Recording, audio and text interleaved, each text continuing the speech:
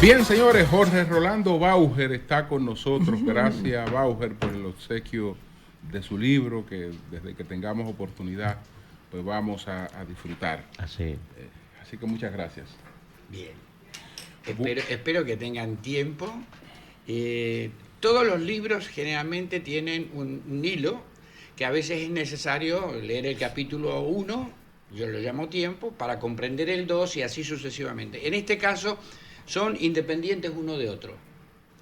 Es decir, tú puedes perfectamente ir al capítulo 10 y la idea es que salgan enriquecidos, ¿no? Pero no te sujeta a un orden. A un orden. Bauer, ¿cuál es, digamos, el sitial que tiene el fútbol en las Olimpiadas? El fútbol es el principal deporte mundial. ¿Lo es así también en las Olimpiadas? Interesante punto. Pero si me permites algo antes, quiero referirme, aunque sea de manera muy breve, a dos adverbios de tiempo que los intelectuales sugieren no utilizar. Nunca y siempre. Porque condicionan. Y al condicionar, uno tiene que ser muy juicioso al utilizarlo. Consciente de eso, pero fiel a nuestras creencias, en nuestro artículo de Facebook titulamos Nunca y siempre. Porque no hay otra manera de decir que nunca el fútbol deja de producir competencias. Fíjense ustedes, tanto aquí como los oyentes, que después de las ligas europeas tuvimos en el verano la Eurocopa, tuvimos la Copa América e inmediatamente comenzaron los torneos de fútbol en los Juegos Olímpicos. Pero ya, antes que terminen, culminan el día 10, se conoce que el 15 comienza la Liga Española. Es decir, que el fútbol nunca para. No es un deporte de temporada, es siempre. Y siempre el fútbol se las ingenia para producir algún tipo de certamen que provoque los comentarios en principio, los especialistas, es decir, los que nos equivocamos con menos frecuencia. Eso como introducción. Fútbol y Juegos Olímpicos, hermanos enemigos. Y a la cabeza de estos dos movimientos internacionales, dos célebres franceses. Un aristócrata, Pierre de Coubertin, que hereda el título nobiliario de barón porque tenía colgado un tío que a través de la familia le llega el título de barón. Y como Pierre de Coubertin viajaba muchísimo, indudablemente no es lo mismo ser José la Oscuridad que el varón que el varón de que llegar con el título el varón de la oscuridad. Indudablemente que si tuviera Luisín Mejía aquí me da un tablazo, ¿no? Pero ese es Pierre de Coubertin, un educador enamorado de todo lo que sea anglosajón, idolatraba lo que pasaba en la educación inglesa y su objetivo era trasladar ese modelo de educación, dentro de la educación, el deporte, a Francia. Pero pocos dicen de que Pierre de Coubertin fue excluyente. Pierre de Coubertin no quería que las mujeres hicieran deporte. Es más, decía que la participación femenina degradaba a los Juegos Olímpicos. Hicieron su propia Olimpiada, inclusive, las mujeres. Claro.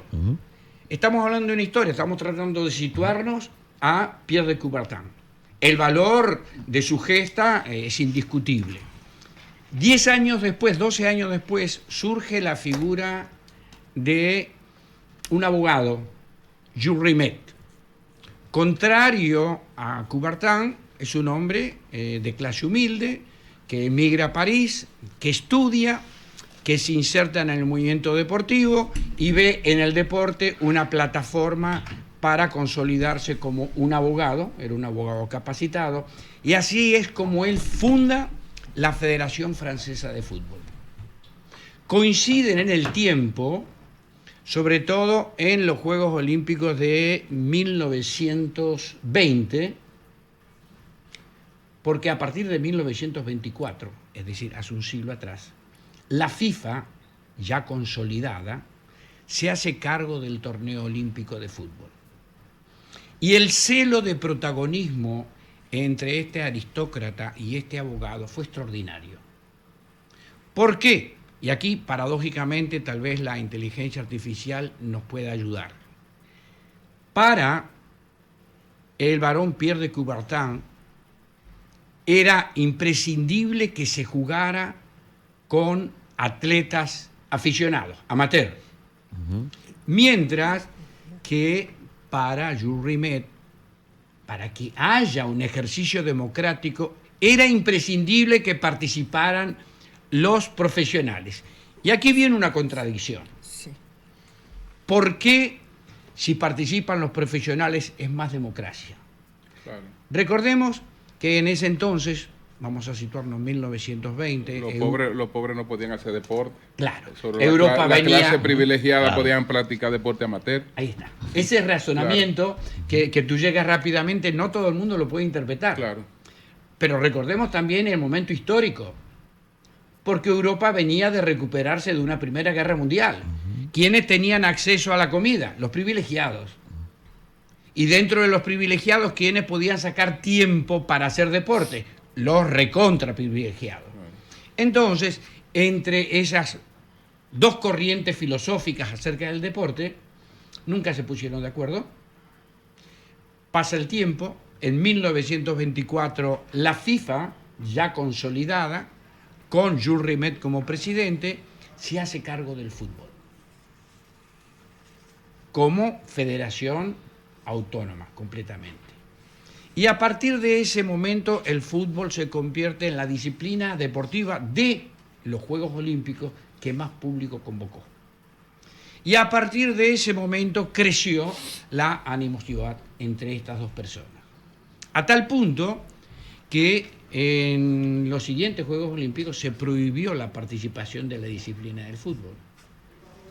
Hasta que surge una idea de decir, vamos a viabilizar que el fútbol participe en los Juegos Olímpicos, y entonces se creó un reglamento salomónico porque no se podía permitir hacer un mundial paralelo, porque se le robaría protagonismo y cuartos a la FIFA. Entonces dice, vamos a jugar con una selección que tenga limitación de edad. Y fue en 1996 donde se dice, vamos a poner jugadores profesionales con un límite de edad, y después esa idea se enriqueció y vamos a ponerlo más atractivo todavía para el mercadeo, con 4 jugadores libres de edad.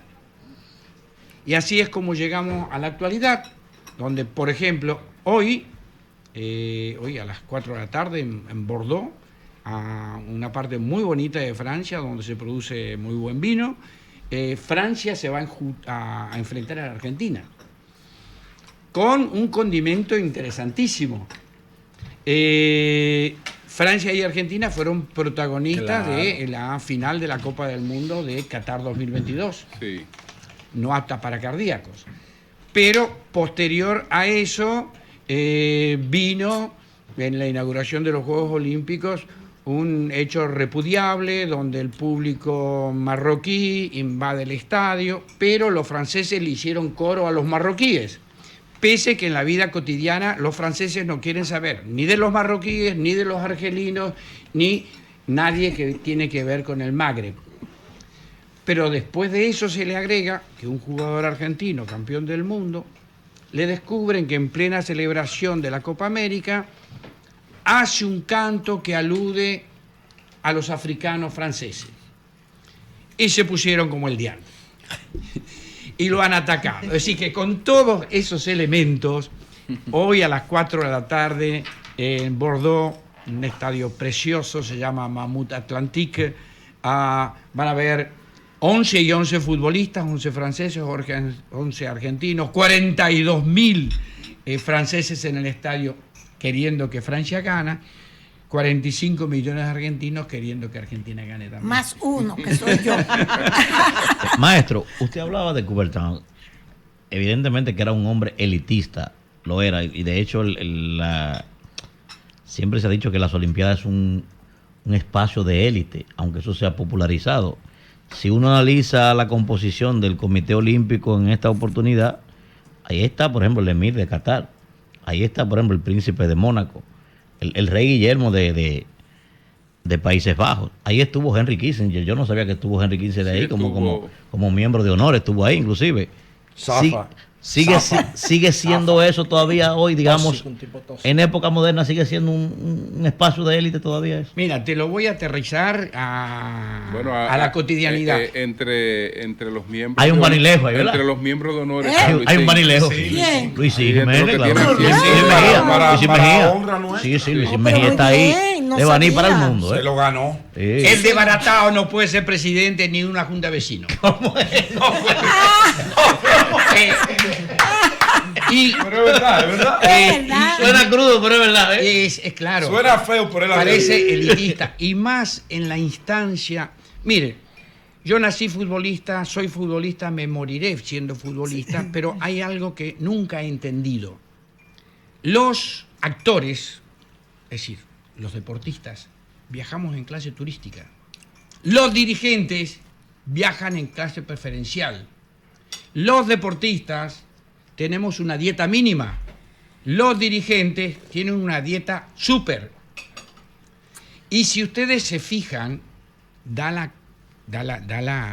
sensación que para llegar a ser alto mandatario del deporte en general, se requiere pertenecer, salvo la excepción de nuestro querido Luisín, ¿no es cierto? Pero de todas maneras, Baní es una ciudad digna, ¿no? No hay ninguna federación de alto nivel que tenga deportistas que han representado a su país al más alto nivel. Francia en su momento tuvo a Michel Platini y después se armó un tremendo lío.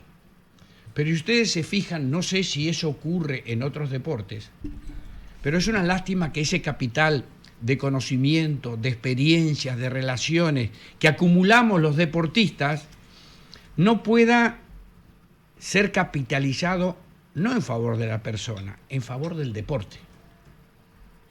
Estimo, ¿no? Puede que ¿Y por qué fútbol sí y béisbol no? Y sacaron el béisbol. No, creo el yo. béisbol estuvo, doña Consuelo, en la temporada, pero vuelve otra vez. Pero ¿por qué no está? ¿Por qué lo sacaron? me siento incapacitado dicen de contestar. Realmente, como soy monotemático, no. Porque tiene baja incidencia en la sede. Eso depende de la, y además porque de la incidencia que tenga en la sede. En otra sede pudiera estar. Y coincide, Julio, que el problema de MLB es que MLB está celebrando tienen su mundial su temporada ahora, o sea, acaba de pasar la mitad y está en el hype de la temporada. Entonces a ellos no les conviene que sus estrellas se vayan los para estelares allá. no iban a ir. Pero en las próximas Olimpiadas el va otra vez. es una garantía de medalla para nosotros. Claro, porque nosotros de fútbol, bueno, pues hombre. Para que la gente termine de interpretar este divorcio amistoso entre FIFA y Comité Olímpico. Sí. Paradójicamente, el torneo de fútbol olímpico no está dentro del calendario oficial de la FIFA. Es decir, por lo tanto, no es fecha FIFA. ¿Esto qué significa? Que los clubes, que son los que le pagan el salario a los jugadores, no están obligados a ceder a sus jugadores. Fíjense ustedes que Francia quería que Mbappé juegue el torneo olímpico. Recién contratado por el Real Madrid, ¿qué le dice Florentino Pérez? No. Se acabó el cuento. Ojalá que en un momento dado estas dos potencias del deporte puedan tomarse un café como lo que vamos a tomar aquí. Bueno, pues gracias, Bauer. Muchas gracias. Muy Muchas bien, gracias. qué Cambio lindo. fuera.